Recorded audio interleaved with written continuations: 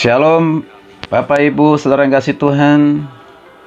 Puji nama Tuhan. Saya sangat senang kembali menyapa Bapak Ibu Saudara pendengar radio, sahabat Facebook dan YouTube dimanapun saudara berada. Salam dalam kasih Kristus Yesus, Tuhan kita yang hidup, Tuhan yang berkuasa di bumi dan di sorga, dan Tuhan yang mengasihi kita dengan kasih-Nya yang sempurna. Bertemu kembali dengan saya Pendeta Adol Bastian Butar-Butar dalam program Renungan Pengajaran Kataros Ministry. Dalam kesempatan berbahagia ini kita akan bersama-sama kembali diberkati oleh kebenaran firman Tuhan. Dan saya percaya kita adalah orang-orang yang selalu siap, ya, anak-anak Tuhan yang selalu siap mendengarkan kebenaran firman Tuhan, karena firman Tuhan adalah pelita bagi kaki kita, terang bagi jalan kita. Namun sebelumnya mari kita satu dalam doa. Kita mohon pimpinan kuasa Roh Kudus supaya kita mengerti dan siap mengerjakan, melakukan kebenaran firman Tuhan. Tuhan Yesus, firman yang hidup, kami siap untuk mendengar firman-Mu. Mampukan kami untuk boleh mengerti, memahaminya, siap menerimanya, mengerjakannya, melakukannya, bahkan membagikannya. Biarkan Roh Kudus yang menolong kami, membimbing kami, supaya firman Tuhan yang hidup itu memberkati, menguatkan, menegur kami semuanya. Terpujilah nama Tuhan. Di dalam nama Yesus kami siap diberkati oleh kebenaran firman Tuhan. Haleluya. Amin. Baik, Bapak Ibu yang kasih Tuhan, firman Tuhan diambil dari Lukas 6 ayat 27 sampai 36. Sekali lagi, Injil Lukas 6 ayat 27 sampai 36. Saya akan baca khususnya ayat yang ke-32.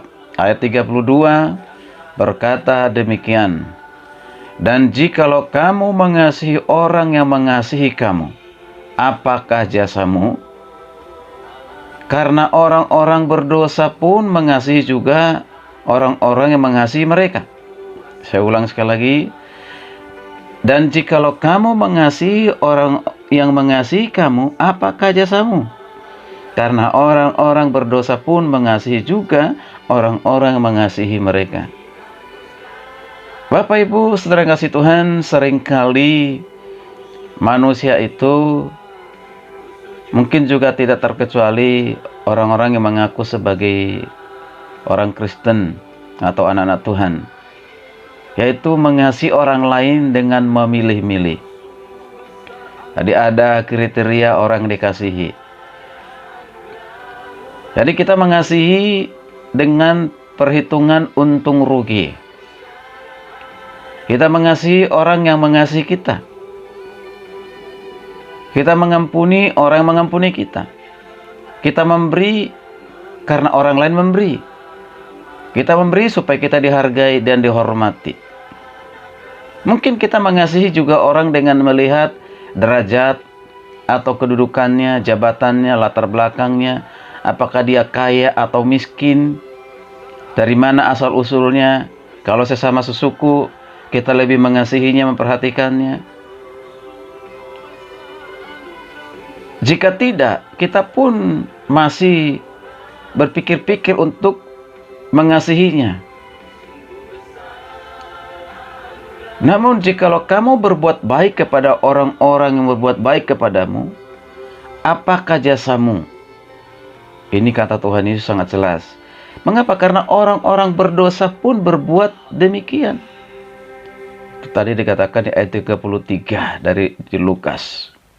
Bapak Ibu yang kasih Tuhan, kasih yang demikian adalah kasih yang memandang muka. Alkitab menyatakan dalam Yakobus 2 ayat 9, "Jikalau kamu memandang muka, kamu berbuat dosa, dan oleh hukum itu menjadi nyata bahwa kamu melakukan pelanggaran." Pendengar radio, sahabat Facebook dan YouTube yang kasih Tuhan, sebagai orang Kristen kita harus mempraktekkan kasih secara sempurna. Kasih yang sempurna tidak mudah berubah dan tidak bergantung pada situasi yang ada.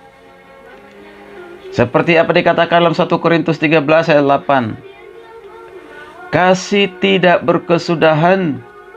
Nubuatan akan berakhir, bahasa roh akan berhenti, pengetahuan akan lenyap. Hal ini menunjukkan bahwa kasih itu kekal. Tapi kenyataannya hati kita begitu gampang kecewa, marah, tersinggung, sakit hati ketika orang lain tidak membalas apa yang kita buat, apa yang kita beri. Kita mengasihi mereka, tidak balik mengasihi kita, malah justru mengecewakan kita, mungkin mengkhianati kita, memfitnah kita. Malah kita balik untuk melakukan hal yang sama. Maka ini bukan sifat orang Kristen. Di dalam segala kondisi, situasi apapun, mampukah kita mengasihi? Itulah yang Tuhan mau. Kasih yang sempurna seharusnya disertai dengan apa? Ketulusan, artinya tanpa pamrih. Mengasihi karena kita memang memiliki sifat mengasihi, bukan karena untuk dikasihi. Kita memberi karena memang kita suka memberi. Kita suka menolong karena memang itu hati kita. Kita mengampuni orang lain karena itu memang sifat kita yang selalu siap mengampuni siapapun. Jadi bukan karena, bukan jika. Itu namanya mengasihi dengan tulus atau disebut dengan tanpa pamrih, tanpa menuntut. Kalau kita mengasihi seperti tadi katakan mengasihi, orang mengasihi kita gampang. Kalau kita mengampuni, orang mengampuni kita itu gampang. Orang-orang yang mungkin sulit mengampuni kita, tidak mau mengampuni kita tapi tetap belajar mengampuninya, mengasihinya, menolongnya, itu yang luar biasa dan dahsyat. Itulah orang Kristen yang sejati. Bapak Ibu yang kasih Tuhan, kasih itu selalu memberi, bukan menerima. Kasih itu mengalir keluar, bukan ke dalam. Kisah Rasul 20 ayat 35b berkata, adalah lebih berbahagia memberi daripada menerima. Adalah lebih berbahagia memberi daripada menerima. Oleh karena itu, mari kita mempraktekkan kasih itu. Mari kita mempraktekkan kasih itu di segala keadaan dan dimanapun kita berada. Sehingga kehidupan kita bisa menjadi dampak dan kesaksian yang baik bagi banyak orang. Terlebih agar nama Tuhan dipermuliakan melalui kehidupan kita. Jadikan kasih sebagai gaya hidup kita setiap hari. Sebab jika kita tidak punya kasih, maka kita tidak layak disebut sebagai anak-anak Tuhan atau sebagai pengikut Kristus. Karena Kristus adalah kasih. Karena Allah adalah kasih. Dia mengajarkan kasih kepada kita. Dia telah mempraktekkan kasih yang nyata kepada kita. Maka kita harus meneladani Yesus Kristus yang hidup dengan penuh cinta kasih. Kita hidup di dalam kasih karena Yesus telah berdahulu mengasihi kita. Karena Tuhan sudah lebih dahulu mengasihi kita, maka kita pun harus mengasihi sesama kita. Puji nama Tuhan. Haleluya. Selamat belajar mempraktekkan kasih yang nyata. Maka Tuhan dipermuliakan di dalam hidup kita. Kiranya renungan ini menjadi berkat, teguran, kekuatan, motivasi bagi kita semua. Selamat beraktivitas. Tetaplah semangat menjalani hidup dengan kuat kuasa Tuhan. Dan saya ingatkan kembali, ikuti protokol kesehatan. Dengan tetap memakai masker kalau kita keluar dari rumah.